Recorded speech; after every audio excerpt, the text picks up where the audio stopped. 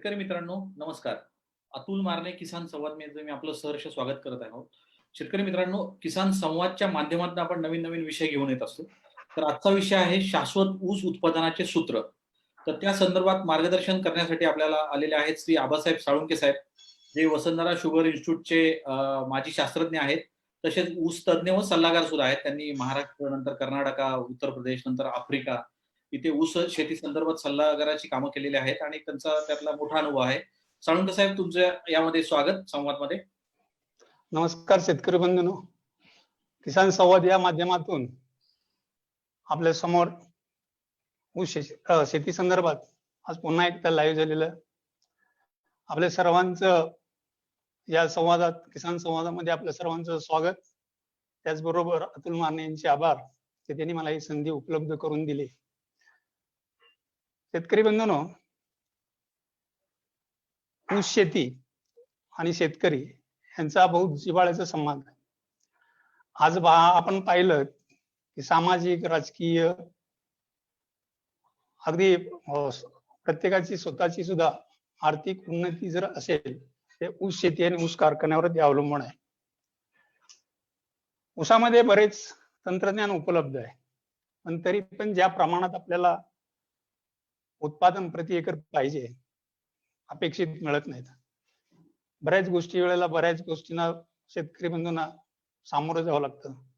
हवामानातील बदल असतील, कधी पूर असेल, कधी दुष्काळ असेल, कधी पाणी कमी असेल, इतर गोष्टीमुळे बऱ्याच गोष्टी. यासाठी आपल्याला शाश्वत पद्धतीनं आपल्याला कसं उत्पादन घेता येईल म्हणून जो आजचा जो विषय मी निवडलेला आहे, तर शाश्वत उत्पादनाचं सूत्र.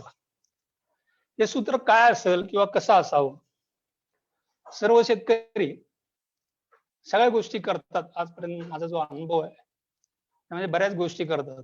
कोण नवीन बियाणं वापरतं, कोण नवीन व्हरायटी वापरतं, त्याबरोबर वेगवेगळी खतांचा प्रयोग करतात, वेगवेगळ्या गोष्टी अंमलात आणतात, पण शेवटी त्यांच्या पदरात काही प्रमाणात निराशा पडते. पण हे शाश्वत ऊस उत्पादनाचं सूत्र किंवा ऊस उत्पादन आपण कसं घेतलं पाहिजे या संदर्भात मी आपल्याशी चर्चा करणार आहे. शेतकऱ्यांचं भांडवल काय असेल, तर शेतकऱ्यांचं भांडवल जे आहे हे जमीन आहे आणि जमीन जिवंत आहे आणि मातीचा आत्मा हा कार्बन आहे. शेतकरी म्हणून मी काय म्हटलंय विचार बघा की जमीन हे शेतकऱ्याचं भांडवल आहे, माती जिवंत आहे, जमीन जिवंत आहे आणि मातीचा आत्मा एक कार्बन आहे. म्हणजे आपल्याकडं शाश्वत ऊस उत्पादनासाठी कोणत्या गोष्टीकडे लक्ष दिलं पाहिजे हे पहिलं सूत्र की जमिनीचं आरोग्य.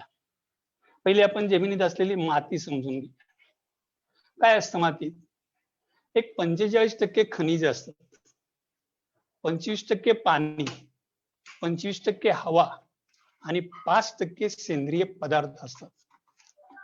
आता हे 45, 25, 25, 5 या 5% सुद्धा आपल्याला एक गोष्ट लक्षात घेतली पाहिजे, त्यामध्ये काय आहे, सेंद्रिय पदार्थामध्ये काय आहे. तर सेंद्रिय पदार्थामध्ये जवळजवळ 10% जीवाणू, 10% मुळं आणि 80% ह्युमस असतात. म्हणजे हे आतापर्यंत आपण कधीही समजून घेतलं नाही, कारण पीक मातीमध्ये उभं राहतं, पिकाची मुळं मातीमध्ये वाढतात. त्यामुळं पाणी जास्त झालं, पाणी कमी पडलं, दुष्काळ पडला, या सगळ्याचा परिणाम मातीमुळं पिकावर होत असतो. आणि यासाठी आपल्याला समजून घेण्याची गरज आहे की आपण कोणत्या पद्धतीनं आपण या तर हा जो सेंद्रिय कर्ब असतो किंवा सेंद्रिय पदार्थ असतात, त्याला सगळ्यात महत्वाची गोष्ट की या ज्या सगळ्या रिस्क आहेत त्या रिस्क आपण कमी करू शकतो. त्यालाच आपण सॉइल हेल्थ किंवा मातीचं आरोग्य म्हणतो. हे मातीचं आरोग्य म्हणजे याच्यामध्ये काय आहे की जमिनीच्या सुपीकता आहे, जमिनीचे सुपीकता आहे. यामध्ये जी सुपीकता आहे ह्याच्यामध्ये भौतिक सुपीकता आहे, रासायनिक सुपीकता आहे आणि जैविक सुपीकता आहे. ह्या सुपीकता आपल्या कानावरनं गेल्यात, पण याचं पिकाच्या ऊसाच्या पिकाच्या किंवा पिकाच्या उत्पन्नाशी याचा कसा भाग आहे हे जर आपण समजून घेतलं, ही सूत्र आहे. ही सूत्र जर आपण आचरणात आणली तर निश्चितपणे आपल्याला जाता जाता उत्पन्न वाढवता येतं. आता भौतिक सुपीकता आपण विचारात घेतली. भौतिक सुपीकता म्हणजे त्या मातीच्या कणांची रचना. याच्यामध्ये मातीच्या कणांची रचना असते, ही रचना कशी असली पाहिजे. थोडक्यात अगदी द्राक्षाचा आपण घड पाहतो, त्या घडाची जशी रचना असते की दोन द्राक्षांमध्ये मध्ये जागा असते आणि ती जागा ज्याला स्पोर्स म्हणतात, ते स्पोर्स जर ती जागा असेल तर ती मागाशी मी तुम्हाला सांगितलं की मातीमध्ये हवा आणि पाणी असतं, अन्नद्रव्य असतात. ते सगळं साठवण्याचं काम आणि पुरवण्याचं काम या भौतिक सुपीकतेत होतं. म्हणजे जीवाणू काय करतात, मातीमध्ये मी मागाशी सुरुवातीला सांगितले मातीचा आत्मा कार्बन आहे, कार्बनचं खाद्य जीवाणू आहे. हे जीवाणू काय करतात, त्यांचं काम चालू असताना ते एक प्रकारचा गम सोडतात, चिकट द्रव सोडतात आणि तो चिकट द्रव एकमेकाशी म्हणजे तो कण आहे तो एकमेकाशी चिकटला जातो आणि त्या चिकटल्यानंतर त्याच्यामध्ये पोकळी निर्माण होते आणि ती पोकळी अत्यंत त्याच्यावरनं मातीची पाणी धरण्याची क्षमता ही लक्षात येते. पाणी धरण्याची क्षमता ही लक्षात येते. हा एक भाग झाला. दुसरा रासायनिक, जे आपण रासायनिक सुपीकता म्हणतो, ह्याच्यामध्ये अन्न धरून ठेवणं, अन्नद्रव्याचा पुरवठा करणं या गोष्टी करतात. पण ज्या वेळेला आपण त्या जमिनीचा सामू पाहतो, ज्या वेळेला आपण त्याचा विद्युत वाहकता पाहतो, अन्नद्रव्य देवाणघेवाणीची कॅपॅसिटी पाहतो, या गोष्टीकडे कधीच लक्ष देत नाही. जमिनीचा सामू म्हणजे आम्ल विम्ल निर्देशांक असतो तो, हे अन्नद्रव्य जे असतात, अन्नद्रव्य किंवा मूलद्रव्याच्या उपलब्धीवर परिणाम करणारा असतो. तो साधारणपणे ऊसाच्या पिकासाठी 6.5 पासून ते 8 पर्यंत असतो आणि तो बॅलन्सिंग करणं हे अत्यंत गरजेचं असतं. जसं की बघा, उदाहरण म्हणून सांगतो मला की आपल्याला खराब जमीन असतात, त्याला सलाईन अल्कलाईन जमीन म्हणतात, खारवट चोपण जमीन म्हटलं जातं, की त्याच्यामध्ये ऊस उगवला किंवा रोपं लावली की पहिल्यांदा त्याची पानं करपल्यासारखी दिसतात किंवा वाढल्यासारखी. ऊस मोठा झाल्यानंतर वाढल्यानंतर तोडणीच्या अगोदर ऊसाची पानं करपल्यासारखी दिसतात. हा त्याचा परिणाम असतो. म्हणजेच काय होतं की आम्ल विम्ल जर निर्देशांक जर बदलला असेल तर अन्नद्रव्य उपलब्ध होण्याचं जे प्रमाण आहे हे प्रमाण बदललं जातं आणि त्याच्यामध्ये नत्र, स्फुरद, पर्टिक्युलरली झिंक आणि फॉस्फरस हे मोठ्या प्रमाणामध्ये या सलाईन अल्कलाईन सॉइल मध्ये उपलब्ध होते. त्यामुळे ते पानं करपलेले असतात. म्हणून पीएच हा त्यातला रासायनिक सुपीकतेमधला अत्यंत महत्वाचा घटक आहे. विद्युत वाहक, त्याला इलेक्ट्रिकल कंडक्टिव्हिटी किंवा ईसी असं म्हटलं जातं. ही तपासणं गरजेचं असतं किंवा ही बघणं गरजेचं असतं की आपल्या मातीमध्ये किती प्रमाणात क्षार आहेत. हे जे क्षाराचं प्रमाण आहे, त्या क्षाराच्या प्रमाणात आपल्या पिकाची वाढ अवलंबून असते. म्हणजे पीक अन्न घेतं त्या क्षाराच्या प्रमाणावर अवलंबून असतं. म्हणून विद्युत वाहकता ही साधारणपणे 1च्या आत असावी लागते आणि ती सुद्धा कशाप्रमाणे करता येते मी पुढे सांगणार आहे. त्याच रासायनिक सुपीकतेमधला तिसरा घटक अत्यंत महत्वाचा आहे. तो तिसरा घटक आहे कटायन एक्सचेंज कॅपॅसिटी, म्हणजे अन्नद्रव्याची देवाणघेवाण. अत्यंत महत्वाचं हे आहे पॉइंट महत्वाचा. अन्नद्रव्याची देवाणघेवाण मुळामध्ये आणि मातीमध्ये अन्नद्रव्याची देवाणघेवाण कशी होते हे आपल्याला माहित असणं गरजेचं आहे. आपल्याला जर चांगलं उत्पन्न घ्यायचं, शाश्वत उत्पन्न घ्यायचं, या घटकावर जोर देण्याची गरज आहे. हे जर बघितलं तुम्ही, या सगळ्या गोष्टी म्हणजे जमिनीचा सामू, मातीचा सामू असेल, मातीची ईसी असेल, इलेक्ट्रिकल कंडक्टिव्हिटी किंवा विद्युत वाहकता असेल, किंवा अन्नद्रव्य घेण्याची देवाणघेवाण करण्याची क्षमता असेल, ह्या रासायनिक सुपीकतेमध्ये हे घटक येतात. हे बघण्याचे दिसत नाही, हे तपासून घ्यावे लागतात. त्याच्यानंतर तिसरी जी सुपीकता आहे बायोलॉजिकल सुपीकता आहे.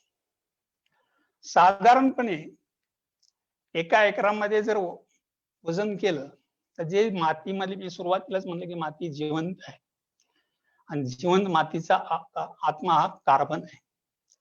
माती, जिवंत मातीमध्ये जे काय जीवाणू आहेत, त्यात गांडूळ असतील, किडे असतील, अंडी असतील, वेगवेगळे प्राणी असतात, उंदरापासून सगळं अगदी बारीक जीवाणूपर्यंत, याचं जर वजन केलं तर साधारणपणे शेतकरी बंधूंनो एक लक्षात घ्या की त्याच्यामध्ये जो 5 टन एवढं मटेरियल सापडतं. माती 5 टन एवढे जीवाणू जे हे आहेत बायोलॉजिकल जे त्याला फौना आणि हे म्हणतात, तर ते जवळजवळ 5 टन सापडतात.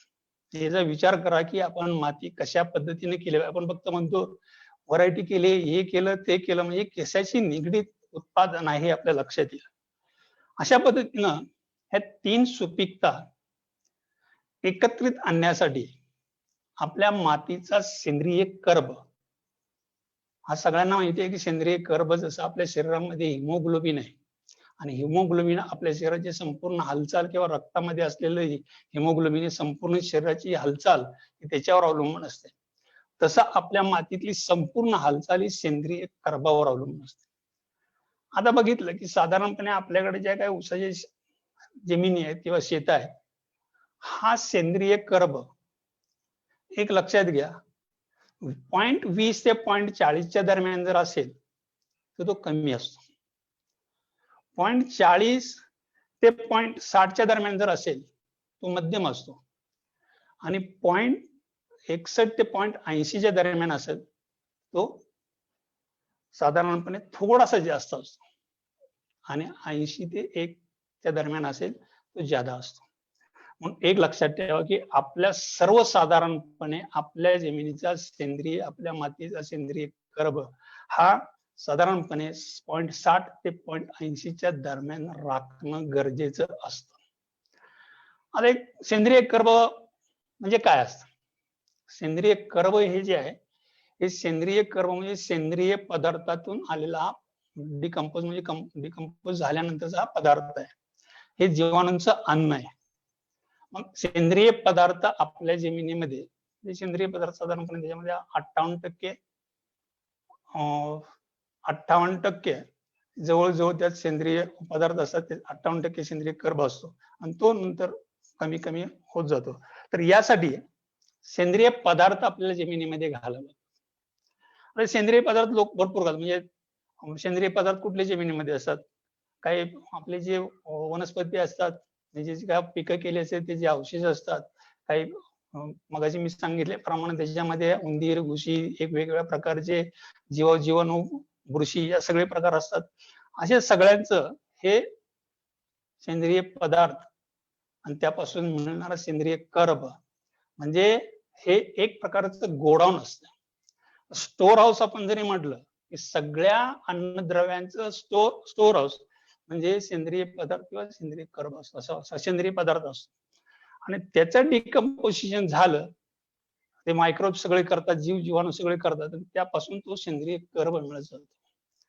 हा सेंद्रिय कर्ब हे काय करतो? तर हे एक प्रकारची एनर्जी जी आहे, ही एनर्जी त्या मायक्रोबला देतो. त्या मायक्रोबचं म्हणजे जे जीवाणू आहे त्या जीवाणूंना एनर्जी पण देतो आणि त्यांची वाढ करण्यासाठी मदत करतो. म्हणून अत्यंत महत्वाचा सेंद्रिय कर्ब आणि सेंद्रिय पदार्थ आपल्या जमिनीमध्ये असणं गरजेचं आहे.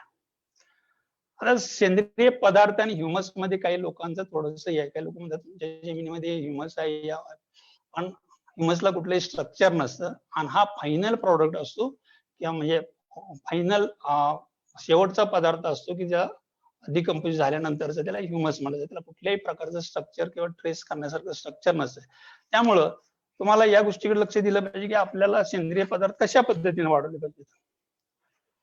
जर सेंद्रिय पदार्थ व्यवस्थितपणे असतील, सेंद्रिय कर्ब जर व्यवस्थितपणे असेल, तर शेतकरी बंधूंनो आपल्याला एक गोष्ट लक्षात घेतली पाहिजे की मगाशी मी तुम्हाला पीएच सांगितला, जमिनीची रासायनिक सुपीकता सांगितली. सुपीकतेमध्ये पीएच होता, त्याच्यामध्ये एसी होता आणि त्याचमध्ये तुम्हाला हे सांगितलं की पटायन एक्सचेंज करते, अन्नद्रव्य देवाणघेवाणीची क्षमता. ह्या सगळ्या गोष्टी ह्या सेंद्रिय पदार्थ, सेंद्रिय कर्बावर अवलंबून असतात. हा सेंद्रिय पदार्थ किंवा सेंद्रिय कर्ब तुम्हाला जर 0.1 वाढवायचा असेल, लक्ष द्या की 0.1 जर समजा सेंद्रिय कर्ब वाढवायचं असेल तर आपल्याला काय करावं लागतं? 0.1 न जर समजा सेंद्रिय पदार्थ आपल्याला वाढवायचा आहे, आपल्याला साखर कारखान्यामध्ये प्रेसमड मिळते किंवा मळी मिळते किंवा त्याला पीएमसी सुद्धा प्रेसमड केक असं म्हटलं जातं किंवा पीएमसी म्हटलं जातं किंवा मळी म्हटलं जातं. तर या मळीमध्ये ऑर्गॅनिक कार्बन साधारणपणे 25% असतो आणि तो मातीत घातल्यानंतर त्यातनं जो आपल्याला कार्बन मिळतो म्हणजे ते किती घालावं लागेल हे 0.1 साठी आपल्या मातीचा सेंद्रिय कर्ब 0.1 वाढवण्यासाठी ज्या प्रेसमडचा सेंद्रिय कर्ब साधारण 35% आहे तो वाढवायसाठी तो मिळण्यासाठी त्याच्यापासून तर आपल्याला जवळजवळ 5 ते 6 टन प्रेसमड प्रति हेक्टरी वापरावी लागते. प्रति हेक्टरी 5 ते 6 टन प्रेसमड वापरावे लागते. ऊसापासून पाचड मिळतं. ऊस तुटल्यानंतर ते पाचड राहतं. म्हणजे पाचड आहे या पाचडाचा सेंद्रिय कर्ब जवळजवळ 39 ते 40% दरम्यान असतो. हे पाचड हेक्टरी आपल्याला 8 ते 10 टन मिळतं. हेक्टरी 8 ते 10 टन मिळालेलं पाचड जर आपण त्या शेतामध्ये ठेवलं तर त्यातनं आपल्याला आपल्या जमिनीचा सेंद्रिय कर्ब हा 0.1 वाढतो. म्हणून पाचड जाळू नका हे सांगितलेलं आहे. म्हणून पाचड दरवर्षी आपल्या शेतामध्ये ठेवा, त्याची व्यवस्थितपणे व्यवस्थापन करा. हा सेंद्रिय कर्ब वाढवण्यासाठी आपल्याला पाचड हेक्टरी साधारणपणे 8 ते 10 टन वापरावं लागते, ज्याचा सेंद्रिय कर्ब हा जवळजवळ 39% आहे. त्यानंतर बुडक्या असतात. आपण ऊस किंवा कुठल्याही पिकाचे बुडके असतात त्या ऊसाच्या म्हणजे खोडक्या राहतात ऊस तुटल्यानंतर. त्याच्यात आपल्याला ऊस ठेवायचाच नाही, पीक बदलायचं आपल्याला तर त्याच्या खोडक्या त्या खोडक्यामध्ये किंवा स्टबल त्याला म्हणतात बुडके खोडके. तर याच्यामध्ये जवळजवळ हे आपल्याला 4 टन एवढं टाकावं लागतं. समजा कॉटन असेल, कॉटनचं काही मूळ राहतात शेतामध्ये, कॉटन तूर असेल किंवा ऊस असेल तर याच्यापासून सुद्धा आपल्याला चांगलं पण ते मटेरियल साधारणपणे हेक्टरी आपल्याला 3.5 ते 4 टन एवढं वापरावं लागतं की 0.1 कार्बन वाढवण्यासाठी. दुसरं काही लोक हिरवळीची खतं घेतात, त्यामध्ये ताग आला, डेंचा आला, बाकीचे जरी समजा तुम्ही चवळी मटकी केली तर त्याच्यापासून जर समजा तुम्ही गाडले किंवा काही लोक हरभरा सुद्धा गाडतात तर ह्या सुद्धा गोष्टीतनं आपल्याला सेंद्रिय कर्ब वाढवता येतो. पण जवळजवळ वाळलेलं मटेरियल हे 3 ते 3.5-4 टन एवढा आपल्याला त्या जमिनीमध्ये घालावं लागतं, इनकॉर्पोरेट करावं लागतं. म्हणून लक्षात घ्या की 0.1 एवढा जर आपल्याला कार्बन वाढवायचं असेल तर आपल्याला किती गोष्टीकडे किती टनामध्ये आपल्याला सेंद्रिय पदार्थ घालावे लागतात त्या गोष्टीकडे आपण लक्ष. आपण टनानं खतं घालतो रासायनिक, पण टनानं आपण सेंद्रिय खतं घालत नाहीत. हे आपलं दुर्दैव आहे आणि त्यामुळं आपल्याला जे उत्पन्न पाहिजे ते उत्पन्न आपल्याला शाश्वत मिळत नाही. आता हे केलं, याच्याच जोडीला आता हे सगळं करत असताना सुद्धा आपल्याला जमिनीची आरोग्य किंवा जमिनीची हेल्थ व्यवस्थित ठेवून आपल्याला प्रोडक्शन वाढवायचं, उत्पादन वाढवायचं. जमिनीचं आरोग्य सुस्थितीत ठेवून, तब्येत व्यवस्थित ठेवून आपल्याला हे करायचं. मग हे सेंद्रिय पदार्थ मी तुम्हाला एक सांगितलं. दुसरी अत्यंत महत्वाची गोष्ट ती म्हणजे क्रॉप रोटेशन. क्रॉप रोटेशन म्हणजे पीक फेरपालट. शक्यतो शेतकरी बंधू जे ऊसाचा पट्टा आहे त्या पट्ट्यामध्ये याचा अभाव येतो की दुसरं पीक सहसा घेतलं जात नाही. म्हणून आपल्याला एक गोष्ट करायची की आपल्याला क्रॉप रोटेशन म्हणजे पीक फेरपालट करायची. ऊस काढल्यानंतर त्याच्यामध्ये गहू, हरभरा, इतर कुठलीही पिकं किंवा हिरवळीची पिकं असे एका दुसरा हंगाम तरी करणं गरजेचं आहे. त्यानंतर त्याच्यामध्ये आपल्याला इंटरक्रॉपिंग करता येतं. समजा एखाद्याला शक्य नसेल कारण जमीन जर कमी असेल तर आपल्याला शक्य नसतं तर आंतरपिकं सुद्धा वेगवेगळ्या प्रकारची आंतरपिकं सुद्धा घेणं गरजेचं असतं. जसं ताग आहे, डेंचे आहे, त्यानंतर तुमचे कोबी, फ्लावर किंवा बटाटा, कांदा यासारखी सुद्धा जे 90 दिवसामध्ये 3 महिन्यामध्ये निघणारी जे खतं आहेत ही खतं सुद्धा आपल्याला ही जी पिकं आहेत ही पिकं सुद्धा आपल्याला घेता येतात. शक्यतो कडधान्य घेतलेली चांगली असतात, त्याच्यामुळे जमिनीच्या प्रतीमध्ये किंवा याच्यामध्ये चांगला फरक पडतो. आणि सगळ्यात महत्वाचं म्हणजे जे ट्रॅश निघतो किंवा जे पालापाचोळा निघतो, हा ट्रॅश किंवा पालापाचोळा जे ऊसाचा पाला आहे हा पाला जमिनीमध्ये गाडणं गरजेचं. अशा पद्धतीनं आपण जमिनीचं हे करतो. आणि त्याच्यानंतर सगळ्यात महत्वाचं आपण सेंद्रिय पदार्थ घातले, पीक फेरपालट केली, आंतरपिकं केली, त्यानंतर आंतरपिकं केली, ट्रायचं मल्चिंग केलं, हे सगळं केलं. पण ज्या वेळेला आपण पिकाला रासायनिक खताचा वापर करतो हा वापर हा संतुलितच असला पाहिजे. आणि हा वापर करताना सुद्धा आपण काही प्रमाणामध्ये जमिनीमधनं खतं देणं, पानावाटे खतं देणं, पाण्यावाटे खतं देणं याचा सुद्धा आपल्याला अंतर्भाव करावा लागतो, की जेणेकरून आपली जमीन आणि आपली प्रॉडक्टिव्हिटी चांगली राहील. आता मी तुम्हाला सांगितलं की कंपोस्ट हे सेंद्रिय पदार्थामध्ये कंपोस्ट किंवा शेणखत हा एक भाग असतो, किंवा प्रेसमड मी तुम्हाला सांगितलं प्रेसमड हा एक भाग असतो. आता पहिल्यांदा आपण शेणखत बघू. काही लोकांच्याकडे शेणखत असतं, पण शेणखताची क्वालिटी असते ती क्वालिटी त्या प्रमाणात नसते. शेतकरी बांधवांनो, आपल्याकडे जे जनावर आहेत त्या जनावरांच्या जे आपल्याला शेण मिळतं त्या शेणामध्ये सुद्धा फरक असतो. तुमच्याकडे दुभची जनावरं किती आहेत, भाकड जनावरं किती आहेत, गाभण जनावरं किती आहेत, तुम्ही त्या जनावरांना काय खाद्य घालता, या गोष्टीचा सुद्धा आपल्याला सारासार विचार करावा लागतो आणि मग ती आपल्याला त्याची प्रती देते. ह्या गोष्टीकडे बघण्याची गरज आहे, कारण आपल्या जमिनीची उत्पादन क्षमता ही खाली खाली चाललेली आहे, ती आपल्याला एका लेवलला आणून ठेवायची. आणि ही लेवल आणण्यासाठी आपल्याला टनानं खतं घालायची काही गरज नाही. जर समजा मी क्वालिटीचं मटेरियल देणार असेल, तर पौष्टिक देणार असेल, तर एवढीची गरजच नाही, पण आपण टाकतो. तर यासाठी जे आपल्याला शेणखत किंवा कंपोस्ट खत वापरायचं आहे, या गोष्टीसाठी एक स्टार कॉन्सेप्ट मी तुम्हाला सांगतो. चांदणी असते, चांदणी म्हणजे 5 माझ्या हाताची बोटं 5 दिसतात तुम्हाला, अशी चांदणी असते. एक म्हणजे ते होमोजिनियस एक सारखी असली पाहिजे, एक जिन्सी असली पाहिजे. दुसरं त्याचा स्टेन रेशो. तिसरं त्याचं टेम्परेचर, तापमान किती आहे, आर्द्रता किती आहे, आणि त्याच्यानंतर त्याच्यामध्ये ऑक्सिजन किती आहे, सडल्यासारखा वास नाही यायला पाहिजे. या गोष्टीचा आपण विचार केला पाहिजे. या गोष्टी जर आपण विचार केला तर निश्चितपणे तुम्हाला तुम्ही टाकलेल्या खताचा 100% रिझल्ट भेटला पाहिजे.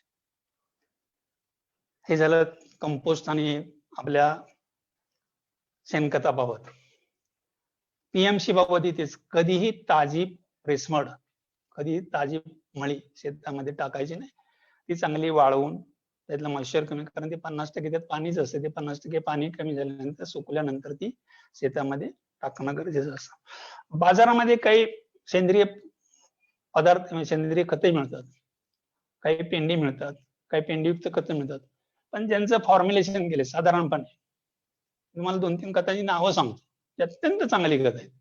आयसीआरनं रिकमेंड केलेली 80च्या फॉर्म्युल्यामध्ये.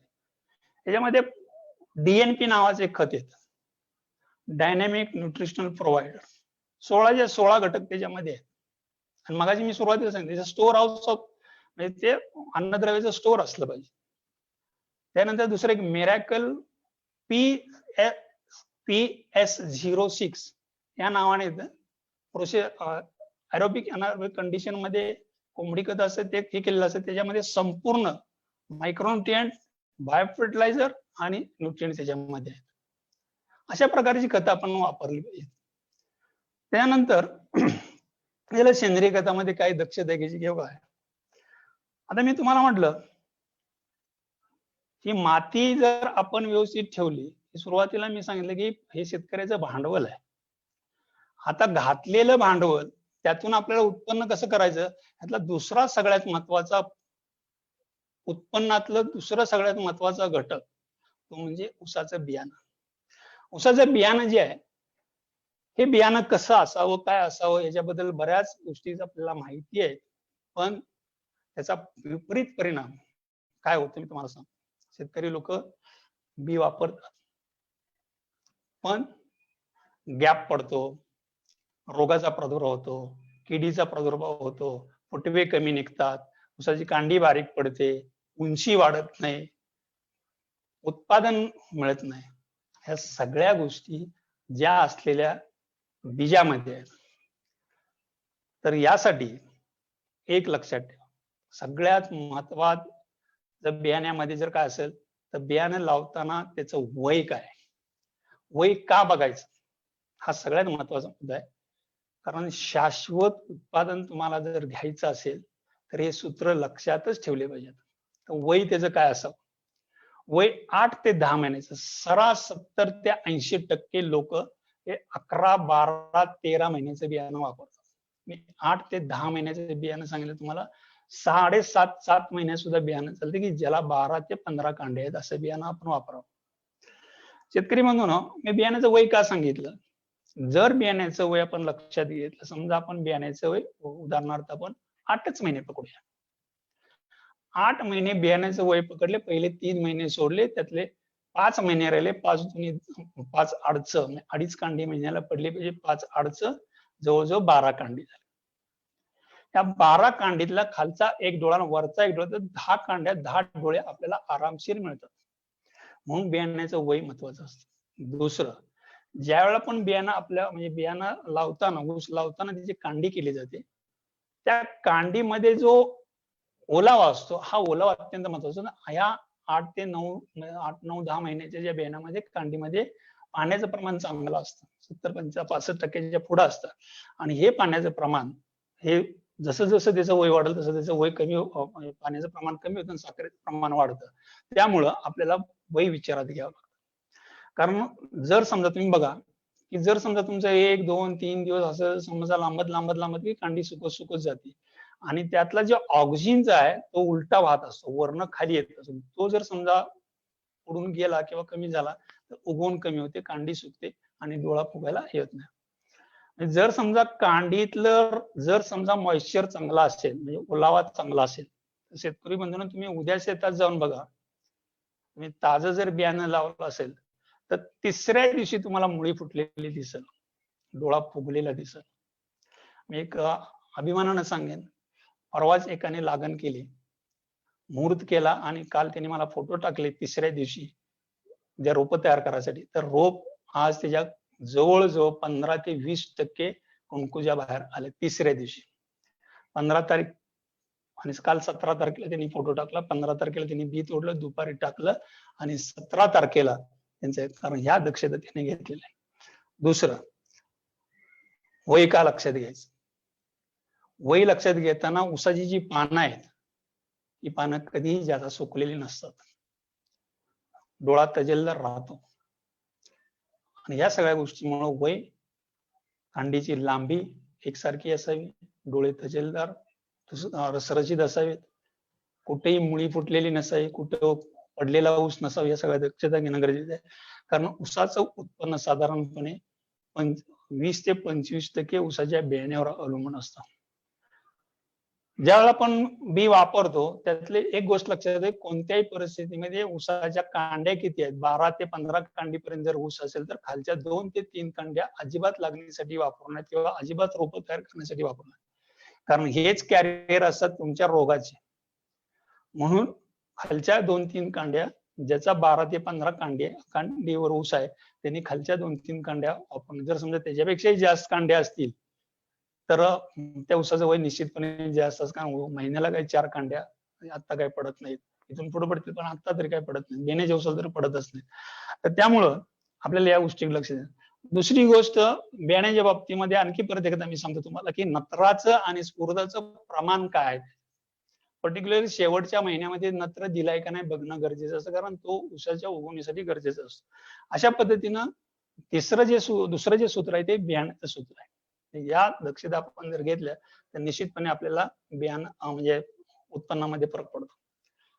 तिसरं सूत्र आहे हे सरीतला अंतर, कारण हा खेळ जो आहे ऊसाच्या उत्पन्नाचा, हा खेळ फोटोसिंथेसिसचा फोटो पिरियडवर अवलंबून आहे. तुम्हाला किती फोटो पिरियड मिळतो, त्याचं किती युटिलायझेशन, किती उपयुक्त करून घेतले त्याच्यावर अवलंबून असतं. त्यासाठी सरीतलं अंतर जे आहे हे अत्यंत महत्वाचं असतं. हे सरीतलं अंतर जे आहे हे आता काही ठिकाणी कोकणासारख्या भागामध्ये किंवा चंदगड आजऱ्यासारख्या भागा ठिकाणी काही गोष्टी आपण समजू शकतो, पण बाकीच्या ठिकाणी हे कमीत कमी 4-4.5 फुटाची सरी असणं गरजेचं आहे. कारण ज्या ठिकाणी क्षेत्र 2 गुंठे 10 गुंठ जर असेल, 2 गुंठ 5 गुंठ जर असेल तर तिथे सरी पाडणं सुद्धा ट्रॅक अवजार फिरवणं सुद्धा अवघड जातं. पण तिथे 3.5 फुटाची सरी, पण जनरली 4 ते 4.5 फुटामध्ये ऊसाचं व्यवस्थितपणे उत्पन्न येतं. आपल्या मातीचा प्रकार कुठला आहे, जमीन हलकी आहे, भारी आहे, मध्यम आहे, हा बघून 4-4.5 जास्तीत मॅक्सिमम 5 फुटामध्ये ज्यांना ड्रीप करायचे त्यांनी 5 फुटामध्ये. अशा पद्धतीने आपण सरीतलं अंतर जे आहे, सरीतल्या अंतराकडे लक्ष देण्याची गरज आहे. हे सरीतलं अंतर बघितलं. सरी करताना एक गोष्ट लक्षात ठेवा शेतकरी बंधूंनो, की सरी करताना साधारणपणे 6 ते 8 इंच उंचीची सरी पाहिजे आणि सरीच्या तळाला आपल्याला 2-4 इंच माती मोकळी पाहिजे. ही माती जर मोकळी नसेल तर निश्चितपणे तुम्ही जरी चांगले बियाणं वापरलं, चांगली रोपं वापरली तरी तिथं गॅप पडण्याची शक्यता असते.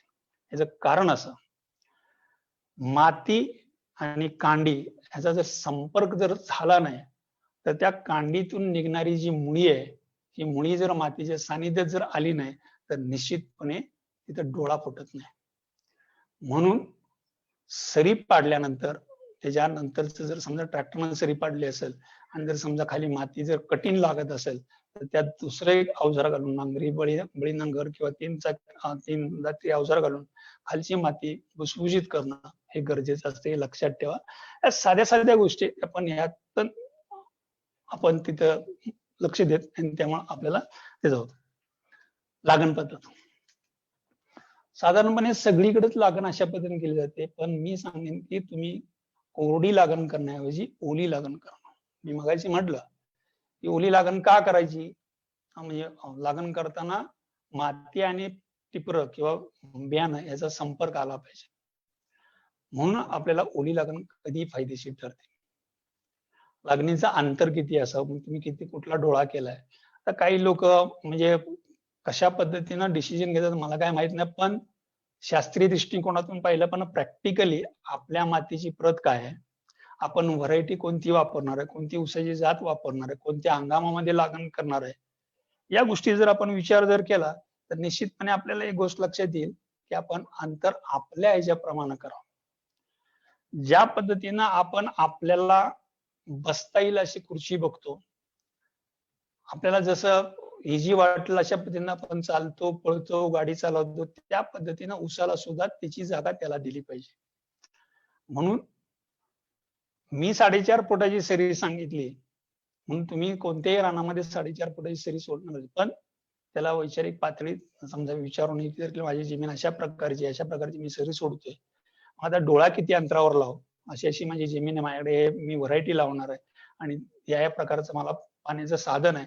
या सगळा विचार जर आपण जर केला तर निश्चितपणे आपल्याला तिथे चांगला फुटवा मिळतो, चांगली उगवण होते. तुम्ही 1 डोळ्याचं लावा, 2 डोळ्याचं लावा, रोपाची लागण करा. रोपाच्या लागणीमध्ये 1 डोळ्याच्या लागणीमध्ये सुद्धा जास्तीत जास्त 1.5 फूट हे सुद्धा अंतर जे आहे ते हवामानावर ऊसाच्या व्हरायटीवर अवलंबून असतं.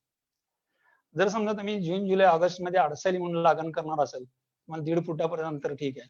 पण जर समजा तुम्ही पुढच्या मे मध्ये, जून मध्ये, जानेवारी फेब्रुवारीत करणार असेल, तिथे जर समजा तुम्ही 1.5-2 फुटाचं अंतर ठेवलं, हे संयुक्तिक नाही. म्हणून म्हणलं की वातावरण काय आहे, कोणता हंगाम आहे, ह्याचा विचार अंतराचा करणं गरजेचं आहे. सरीतलं अंतर ठीक आहे, पण 2 डोळ्यातलं अंतर किंवा 2 रोपातलं अंतर हे हंगामावर आणि ऊसाच्या जातीवर अवलंबून असते. लक्षात सरसकट काही लोक रोप जास्त लावतात, काही लोक रोप कमी लावतात, काही लोक अंतर वाढल्यामुळे रोप कमी लागतात, पैसे जास्त असतात म्हणून कमी लावतात. या गोष्टी त्यामुळे तुम्हाला उत्पन्न उलट खर्च जास्त होतो आणि त्यामुळं तुम्हाला अंतराकडे लक्ष देण्याची गरज आहे. त्याच्यानंतर रोपाची लागण आपण करतो. ते रोपाची लागण म्हणजे काय हो, हे रोपाची जी लागण आहे त्या रोपाच्या लागणीमध्ये एक गोष्ट लक्षात ठेवा की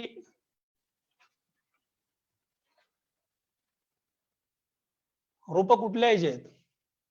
एक पहिली गोष्ट कपातली आहेत, पिशवीतली आहेत, का नर्सरी STP ने तयार केलेली किंवा सुपर के नर्सरी, याच्यावर तुम्हाला रोपाचं नियोजन करून रोपाचं वय जे आहे हे साधारणपणे 30 ते 40 दिवसापेक्षा जास्त नसावं. कपातलं वय 30, पिशवीतलं वय 35 आणि जर समजा तुमचं रोपा ह्याच्यातली मातीतले म्हणजे ह्याच्यात STP किंवा सुपर केअर नर्सरी गेले तुम्ही 40-45 दिवसापर्यंत जाऊ शकता. हे लक्षात ठेवा. अशा पद्धतीनं तुम्ही रोपाचा किंवा कांडीची लागण करू शकता. हे झालं 4थं सूत्र. 5वं सूत्र अत्यंत महत्वाचं आहे, ते म्हणजे खतांचं नियोजन. शेणखत, सेंद्रिय खत, रासायनिक खत आणि जैविक खत याचा एकात्मिक उपयोग आपण केला पाहिजे. जमिनीच्या प्रकारानुसार केला पाहिजे, पिकाच्या वाढीनुसार केला पाहिजे, हवामानानुसार केला पाहिजे. या गोष्टी पहिले लक्षात ठेवा. खत टाकायचं म्हणून टाकू नका. कारण ते पिकाचं आणि मातीचं अन्न आहे आणि ते अन्न द्यायचं म्हणून देऊ नका, ते व्यवस्थितपणे देण्याची गरज आहे. आता ही खतं कशी दिली पाहिजे? मी मगाशी सुरुवातीला जेव्हा आपल्या मातीच्या आरोग्याबाबत आपण चर्चा करतो तेव्हा मी सांगितलं की तुम्ही शेणखत वापरा, कंपोस्ट खत वापरा, प्रेसमड वापरा किंवा इतर सेंद्रिय खतं वापरा.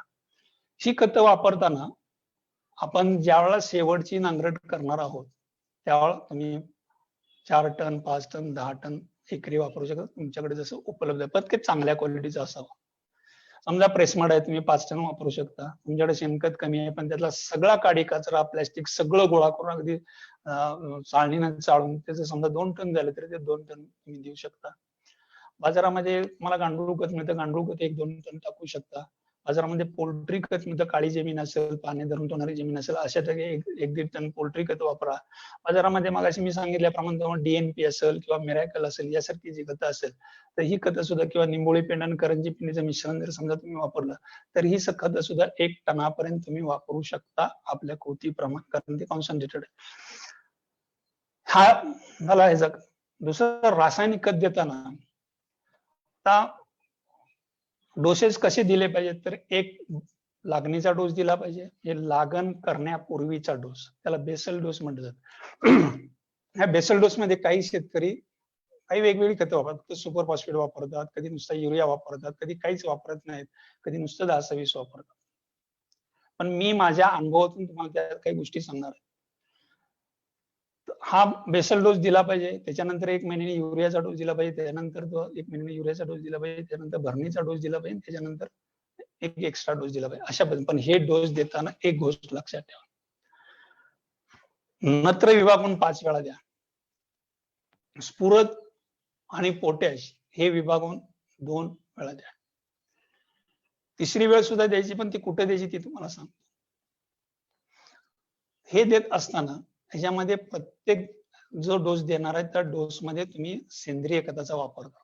उदाहरणार्थ समजा तुम्ही सुरुवातीला एक सुपर फॉस्फेट 3 पोती वापरणार, त्या सुपर फॉस्फेट 3 पोती 25 किलो युरिया, 5 किलो झिंक, 1 पोतं पोटॅश आणि त्याच्या जोडीला मिरॅकल किंवा DNP 2 बॅग असं जर समजा तुम्ही वापरलं किंवा निंबोळी 2 बॅग हे जर समजा तुम्ही वापरलं तर निश्चितपणे तुम्ही ऊसाची उगवण बघा किती दिवशी कशी होते ते.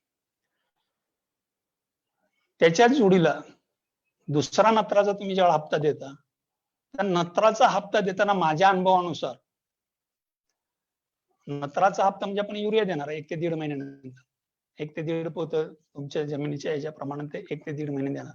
तो 1 ते 1.5 महिन्याने तुम्ही जेव्हा नत्राचा हप्ता देता तर शेतकरी मधून मी तुम्हाला एक ऍडिशन सांगेन की त्या युरियाच्या डोस बरोबर जर समजा तुम्ही 0,5234 नत्र, स्फुरद आणि पालाश 0,5234 वॉटर सोल्युबल खत मिळतं, पाण्यात विरघळणार खत मिळतं. किती वापरायचं? फक्त 2 किलो एकरासाठी, फक्त 2 किलो एकरासाठी.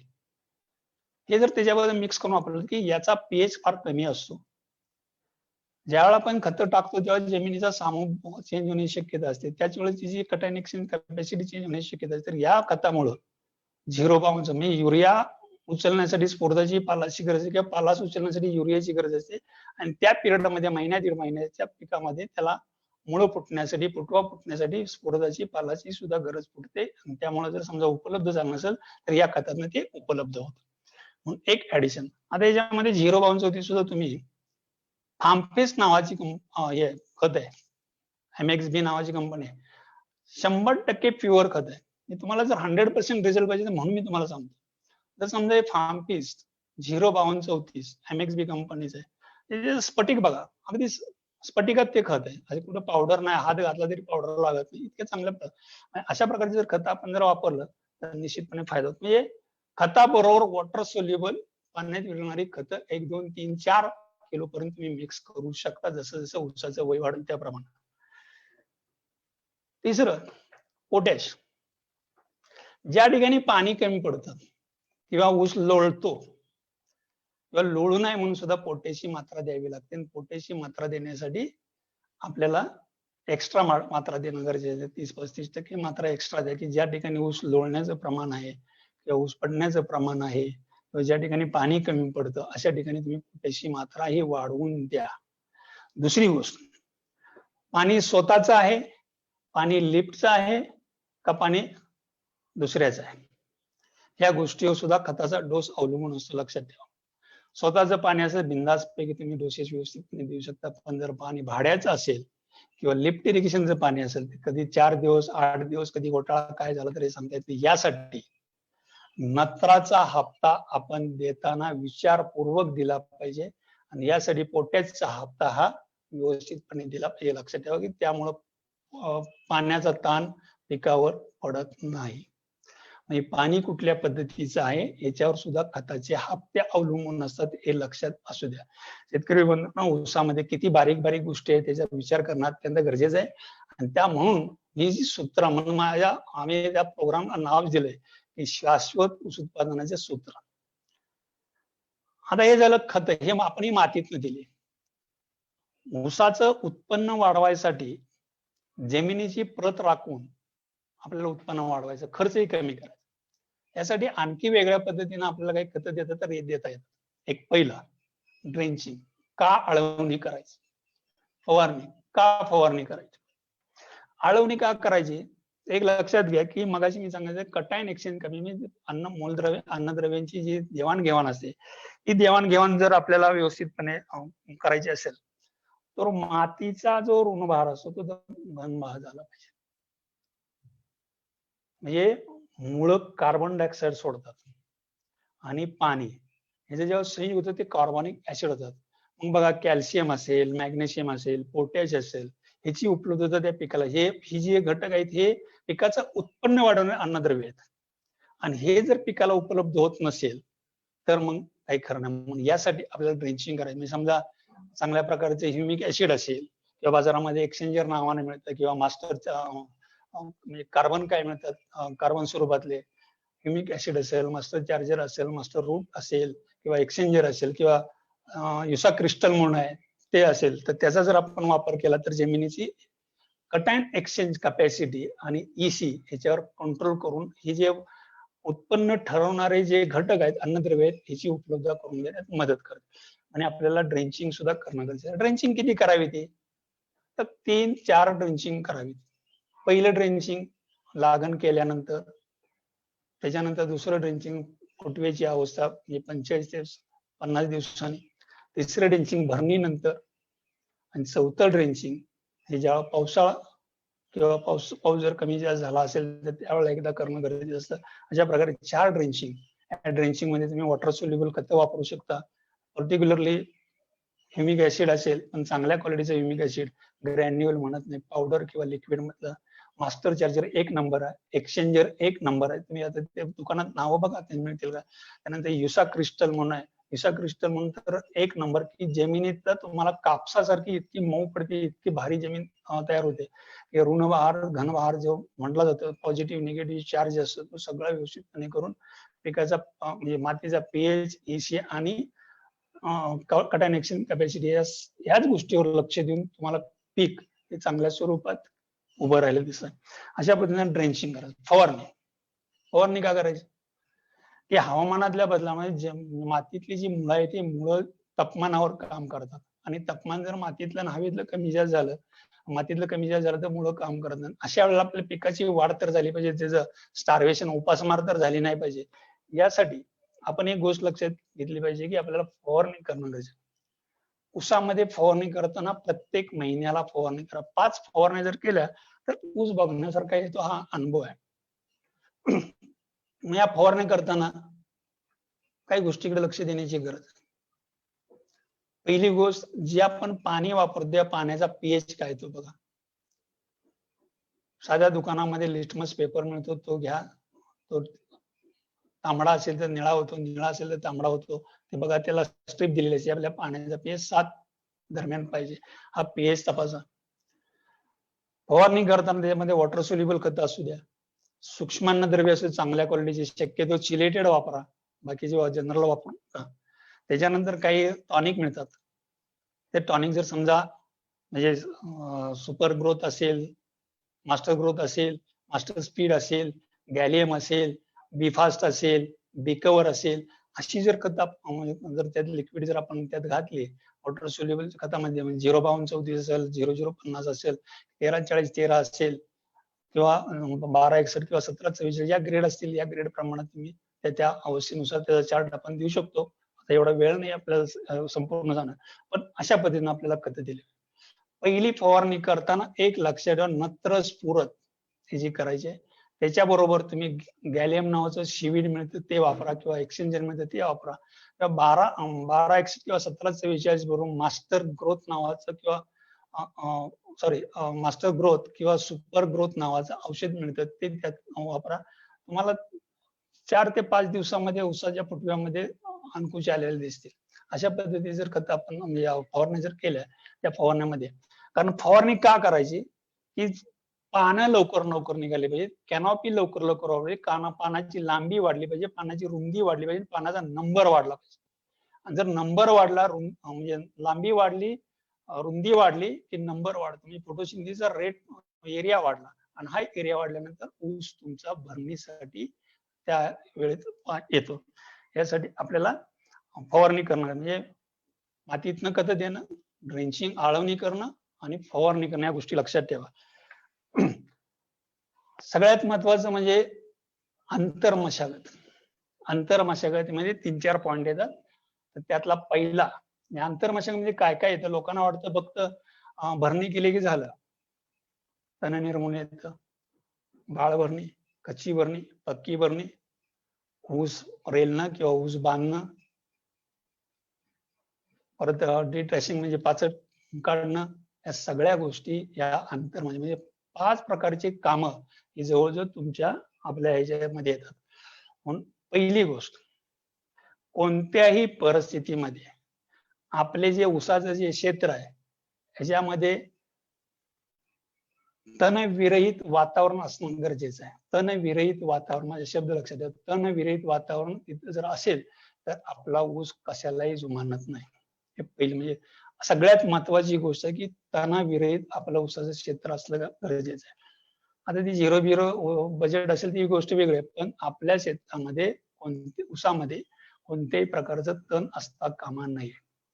एक गोष्ट. यासाठी बाजारामध्ये काही प्री इमर्जन्स नावाची म्हणजे तण उगवण्यापूर्वीची, तण उगवल्यानंतर ही तणनाशकाची औषधं मिळतात, ती मारायला सुद्धा काय अडचण नाही. जास्तीत 3 फवारण्या, कमीत कमी 2 फवारण्या ह्याच्यामध्ये म्हणजे तण उगवण्यापूर्वी आणि तण उगवल्यानंतर हे 2 फवारण्या जर एक्स्ट्रा एखादी वाटली तर तुम्ही करू शकता, पण तणनाशकाचा जास्त वापर करायचा नाही. जास्तीत 3 फवारण्या, कारण दिलेल्या प्रमाणामध्ये असलेल्या स्टेज ठराविक स्टेजमध्ये ते तणनाशक मारावं लागतं. म्हणून हे झालं तणाच्या बाबतीत. तिसरी जी बाब आहे, दुसरी जी बाब आहे याच्यामध्ये अर्धिंग म्हणजे भरणी. मी मगाशी म्हटलं की बाळ भरणी, कच्ची भरणी आणि पक्की भरणी. बाळ भरणीचा कालावधी लक्षात ठेवा. बाळ भरणीचा कालावधी हा 40 ते 45 दिवसाचा, 50 दिवसापर्यंत. त्यानंतर कच्च्या भरणीचा जो कालावधी आहे हा 70 ते 80 दिवसाचा आहे, आणि पक्क्या भरणीचा जो कालावधी आहे हा 90 ते 110 दिवसाचा आहे. म्हणजे 45 ते 50 दिवस, 70 ते 80 दिवस आणि 90 ते 110 दिवस असा जर बालभरणीचा कालावधी असेल तर हे का करायचं, कशासाठी करायचं, तर यासाठी महत्वाची गोष्ट एक लक्षात ठेवा. बाळभरणी का करायची, मी सुरुवातीला म्हटलं की सरी सोडताना सरीच्या ह्याच्या खाली आपल्याला सरीच्या तळाला माती असणं गरजेचं आहे. तर ही माती तर ऊस उगवला की दिवसाला मुळी सुरुवातीला 10 mm न वाढते पर दिवसाला. ऊसाची मुळी 10 mm न पर दिवसाला वाढते. 5 दिवसाच्या पुढे गेले की ती मुळी वाढायला स्पीड वाढते, जवळजवळ 20 mm. आणि ते वाढण्यासाठी जे माध्यम असतं ती माती असते, आणि जर माती तिथं नसेल तर मुळं वाढत नाही, ती ऊस कमकुवत राहतो, फुटवे कमी निघतात, फुटवे कमकुवत निघतात.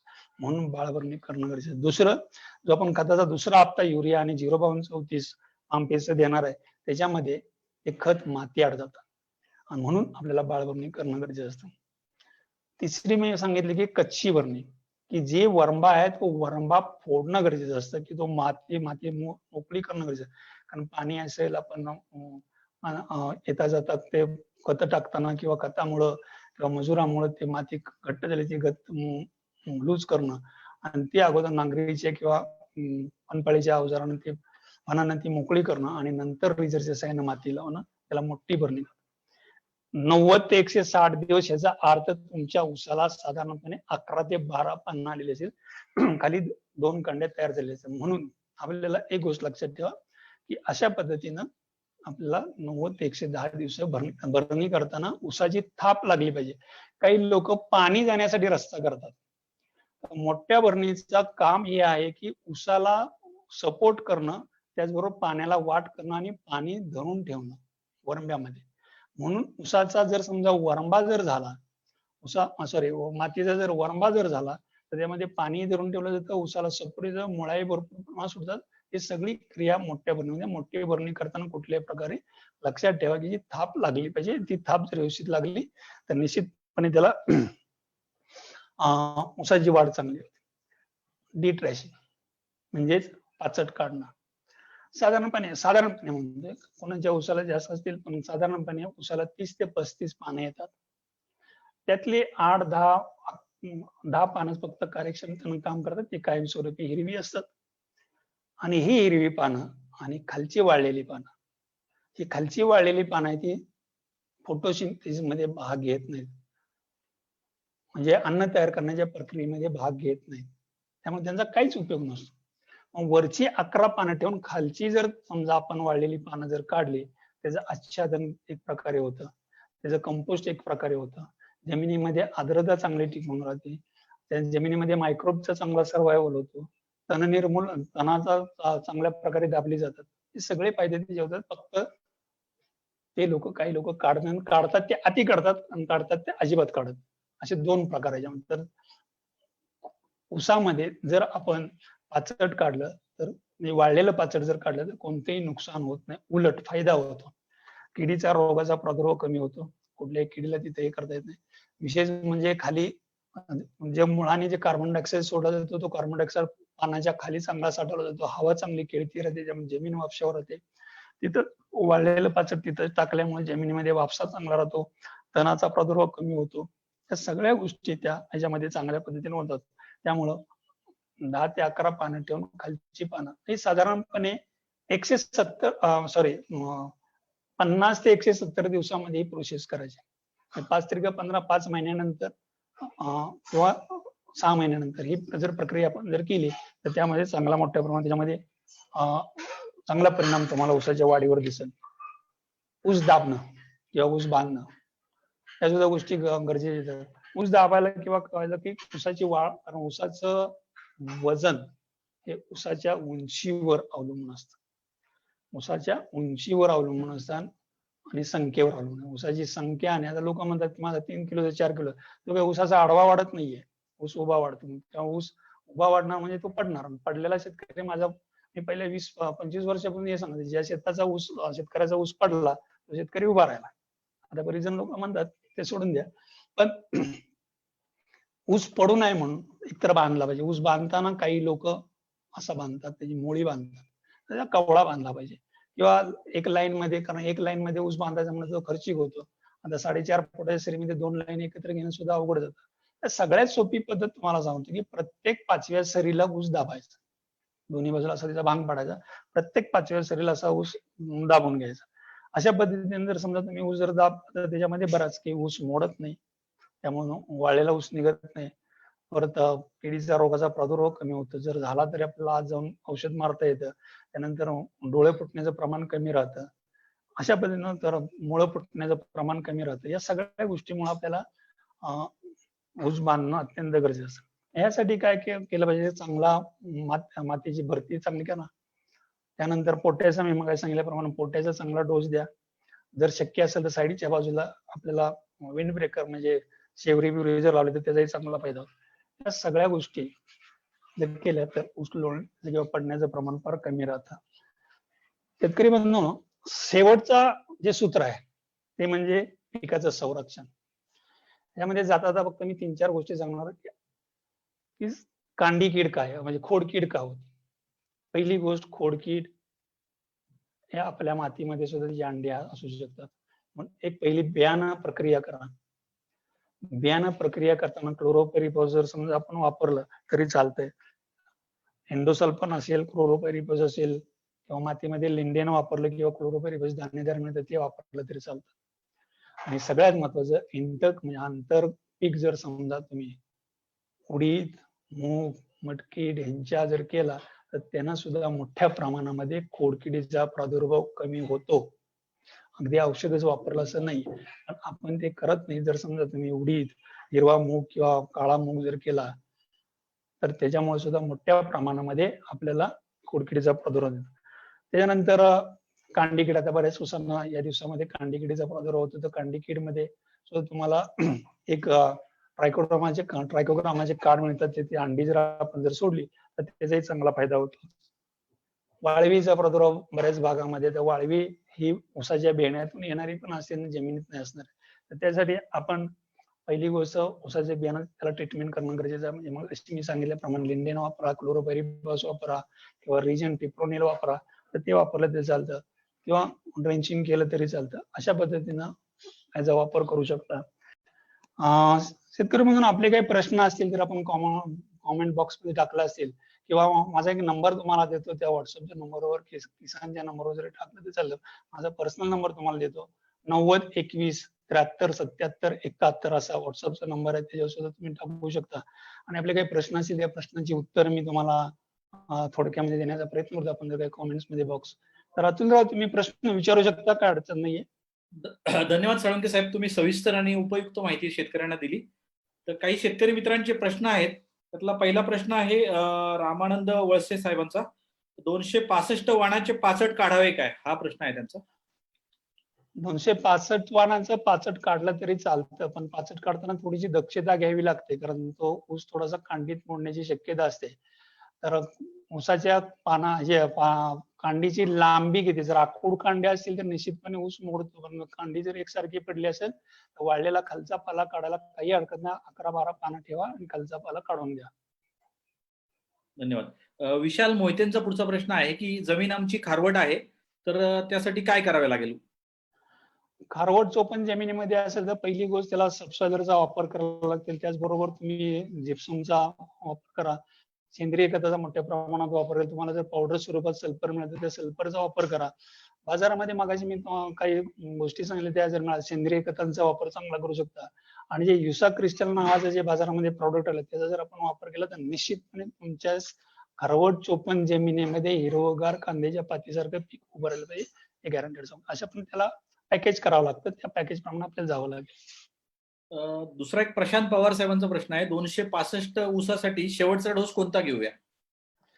शेवटचा डोस देताना एक लक्षात द्या की त्याच्यामध्ये बोरॉन, पोटॅश, अमोनियम सल्फेट किंवा युरिया हे जर दिलं तर निश्चितपणे. पण माझा एक अनुभव आहे की अमोनियम सल्फेटचा जर ज्यादा वापर जर झाला असेल तर त्याच्यामध्ये शक्यता आहे की पोक्कापुंग येण्याची. म्हणून त्यात मी सांगितलं की आणि जास्त गरज 265 बोरानची असते तर boron 2 kilo, potash 1 bag 50 kilo आणि एक बॅग युरिया किंवा अमोनियम सल्फेट 1 बॅग एकरी वापरायला काही हरकत नाही.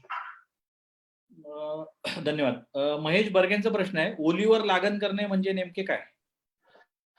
ओलीवर लागण करणे म्हणजे पाणी सोडून लागण करणे. पाणी सोडून लागण करणे याला ओली लागण म्हणतात. नंतर पुढचा प्रश्न आहे रुपेश शिंदे साहेबांचा. त्यांचं म्हणणं आहे की ठिबक सिंचनाचा वापर करून ऊस उत्पन्नात किती फरक पडतो. ठिबक सिंचन जर व्यवस्थित जर चालवलं किंवा व्यवस्थित त्याचा वापर केला काटेकोरपणे तर साधारणपणे त्या 25-30% पण उत्पन्न वाढू शकतं. पाण्यामध्ये बचत 50%, पण पाण्यावर त्याचे जे काही सूत्र आहेत ते पाळले पाहिजेत. 35,000 लिटर पाणी अशा सूत्राने जर 25 ते 30% आरामात उत्पन्न वाढतं. धन्यवाद साहेब. दुसरा एक प्रश्न आहे राजेश कवडेंचा. त्यांचं म्हणणं आहे की 15 डिसेंबरची रोप लागण आहे, तर बेनं केव्हा काढता येईल. 15 डिसेंबरची लागण म्हणजे तुम्ही सप्टेंबर ऑक्टोबर मध्ये बियाणं काढू शकता. पाठीमागं 3 महिने या थोडक्यात थोडं. डिसेंबर म्हणजे ऑक्टोबर मध्ये तुम्ही किंवा सप्टेंबर मध्ये तुम्ही बियाणं काढू.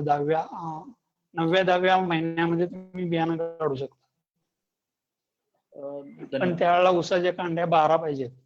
त्या दृष्टीने मॅनेजमेंट करा. धन्यवाद साळुंके साहेब. तुम्ही खूपच सविस्तर आणि उपयुक्त माहिती शेतकऱ्यांना दिली. आणि शेतकरी मित्रांनो, तुमचे सुद्धा सर्वांचे आभारी. आणि तुम्हाला साळुंके साहेबांशी जर संपर्क साधायचा असेल तर शेवटच्या स्क्रीनवर साहेबांचा नंबर दिलेला आहे, तुम्ही त्यांच्याशी संपर्क साधू शकता. आणि असेच आपण किसान संवादच्या माध्यमातून नवीन नवीन कार्यक्रम घेऊन येऊयात. धन्यवाद.